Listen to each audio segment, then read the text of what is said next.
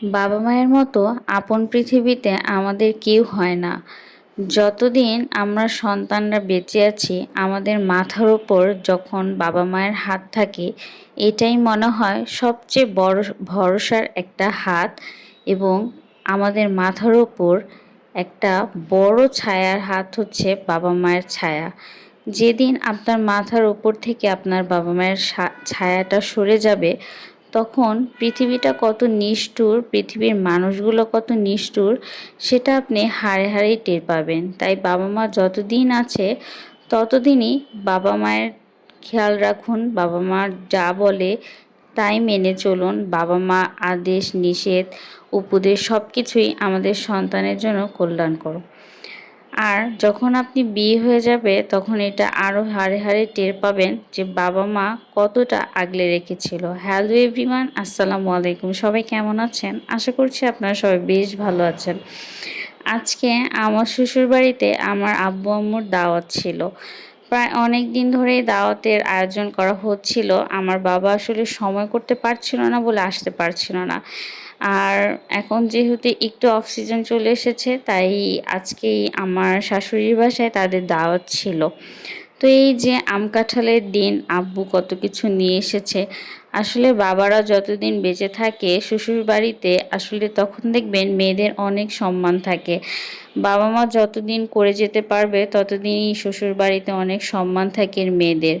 শ্বশুর বাড়িতে সবচেয়ে বেশি সম্মানের জায়গাটা তখনই পাওয়া যায় যখন বাবা মা আপনাকে অনেক বেশি করবে। আলহামদুলিল্লাহ, আমার বাবা আমাকে সব দিক দিয়েই অনেক খেয়াল রাখে, অনেক যত্ন করে। আমাদের দুই বোনকেই অনেক বেশি খেয়াল করে আর যত্ন করে। তো এই যে তারা এসে পড়েছে, এখানে শরবত টরবত বানিয়ে রেডি করে রেখেছি। তো এগুলোই সব কিছু সার্ভ করেছি। যেহেতু অনেক বেশি গরম পড়েছে, তাই বাসায় আসতে আসতেই সবাইকে একদম ঠান্ডা ঠান্ডা শরবত দিয়ে দিলাম। তো এই যে আমার ননদ এখানে সবাইকে সার্ভ করে দিচ্ছে।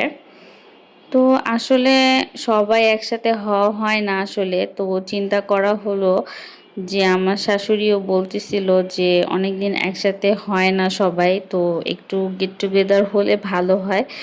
তো এই জন্য আসলে এই ছোট্ট একটা আয়োজন করা। আর আমার মনে হয় শ্বশুরবাড়ি আর বাপের বাড়ির সম্পর্কটা বেশি ভালো থাকে যখন একে অপরদেরকে সম্মান করে এবং এইভাবে আপ্যায়ন করে বা দাওয়াত করে সবাই একসাথে যখন হয়, তখন আসলে সম্পর্কটা আরও বেশি গভীর হয়। আর একটা মেয়ে বিয়ে হয়ে যাবার পর তখন বাবার মায়ের যে গুরুত্বটা, সেটা তখনই বুঝতে পারে যখন মেয়েটা পর হয়ে যায়। তখন বাবা মা যখন শ্বশুরবাড়িতে আসে আর যখন অনেক বেশি আদর আপ্যায়ন করা হয়, তখন মেয়েটার মনটা খুবই ভরে যায়। আর এইখানে এই যে আমার ননদিনী সুন্দর করে বোরহানি বানাচ্ছে তার আঙ্কেল আন্টির জন্য। আর এই যে মজার মজার খাবারগুলো রান্না করেছে আমার শাশুড়ি, তার নিজ হাতে। আজকে বেআইন আসছে বলে সে সব কিছু আয়োজন করেছে একা হাতে। আলহামদুলিল্লাহ, আমার শাশুড়ি মাকে আমার কোনো হেল্প করতে হয় না। আমি আসার আগে আমার শাশুড়ি মা সব কিছুই রেডি করে ফেলেছে। সে কখনোই আমাকে রান্নাবান্নার জন্য প্রেশারাইজ করে না। আমার যদি ইচ্ছে করে বা সে যদি বলে আমি রান্না করি, আর না হলে না।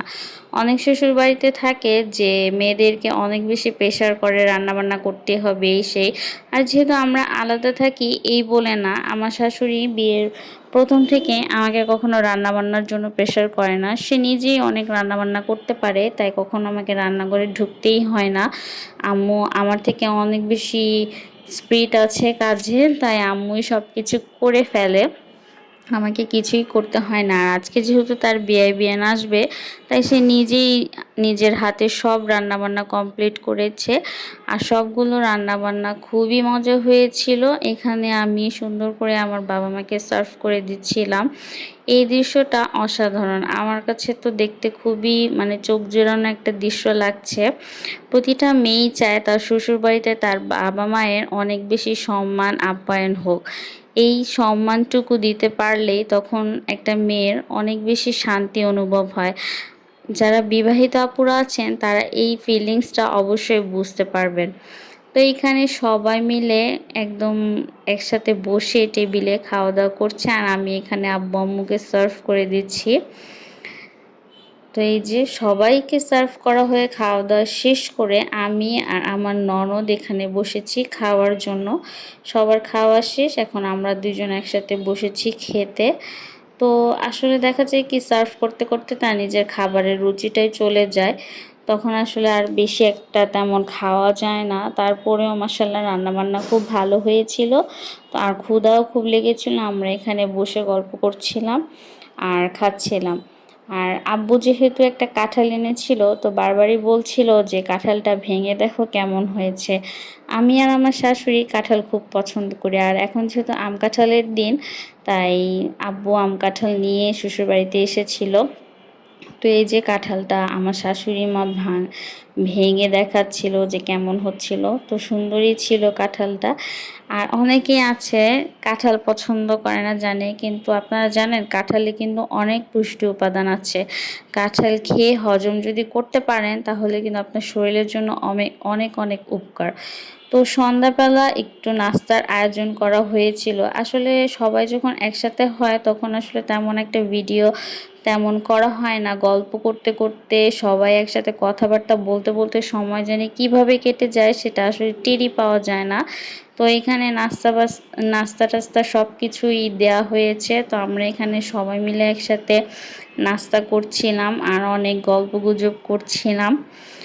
তো অনেক দিন পর আসলে সবাই একসাথে হওয়া হয়েছে। আমার আম্মু যেহেতু একটু অসুস্থ থাকে, তো আসলে অনেক দিন ধরে আমার শাশুড়ির বাসায় আসা করতে করতে আর আসাই হয় না। তো আম্মু একটু সুস্থ হয়েছে বলে আমার শাশুড়ি মা সবাইকে দাওয়াত করেছে আসার জন্য। তো একসাথে বসে সবাই মিলে নাস্তা টাস্তা করছিলাম, ভালোই লাগছিল। তো শেষে সবাই একটু চা না খেলে হবেই না, আমার মায়ের তো চা না হলে মানে জমেই না।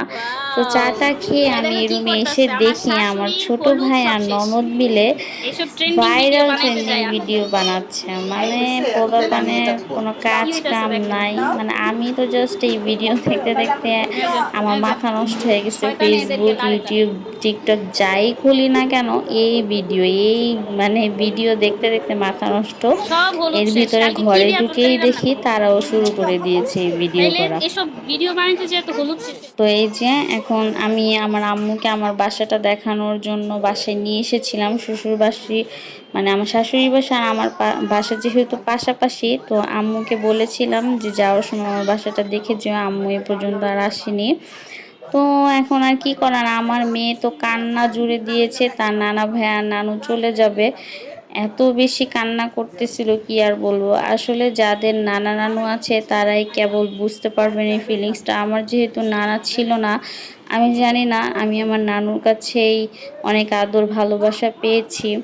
আর আমার আব্বু অনেক বেশি আদর করেন, আর নাতিদেরকে আমার আম্মু অনেক বেশি আদর করে। আমার বাবা আসলে আমাদের দুই বোনকে যেভাবে অনেক কষ্ট করে আগলে অনেক আদর করে বড় করেছে, ঠিক তেমনি আমাদের দুই বোনের তিনটা যে মেয়ে আছে, আমার সন্তানগুলোকে আমার বাবা এত বেশি আদর করে। মানে আমাদের যেভাবে জান দিয়ে বড় করেছে, আদর দিয়ে বড় করেছে, তেমনি তার নাতি নাতকুরদেরও এত বেশি আদর করে, এত বেশি ভালোবাসা দেয়, চোখ জুড়িয়ে যায়। মাশাল্লাহ বলবেন। আমার বাবাকে যেন আল্লাহ তাআলা অনেক বেশি হায়াত দান করে, আমার মাকে যেন সুস্থ রাখে, যেন তাদের ছায়াটা আমাদের মাথার উপর আরও অনেক বছর থাকে। আমরা যেন এভাবে আমার বাবার ভালোবাসাটা পেতে পারি।